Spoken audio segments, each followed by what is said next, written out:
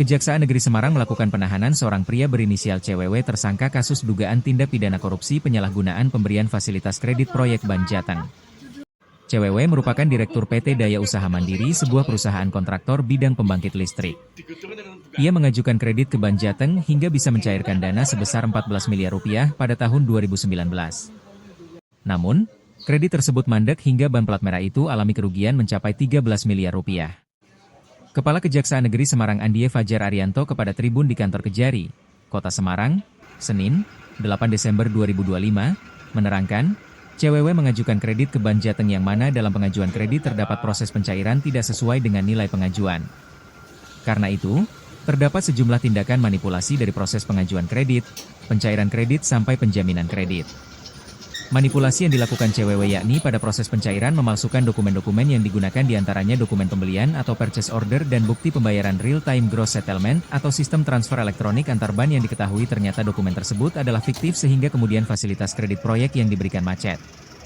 Perbuatan tersebut berdasarkan hasil audit Badan Pengawasan Keuangan dan Pembangunan Provinsi Jawa Tengah mengakibatkan kerugian negara sebesar 13,8 miliar rupiah.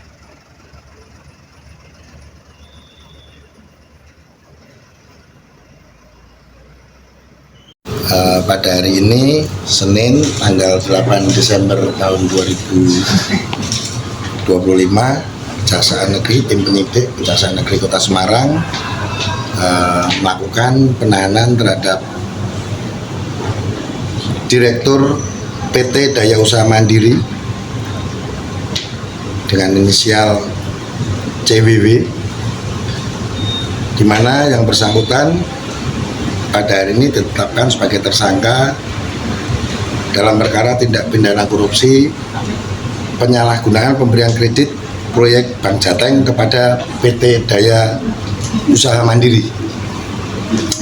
Terhadap tersangka dilakukan penahanan selama 20 hari ke depan.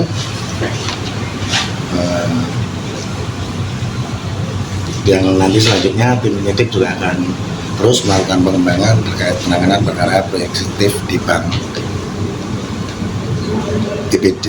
Jateng. Mungkin itu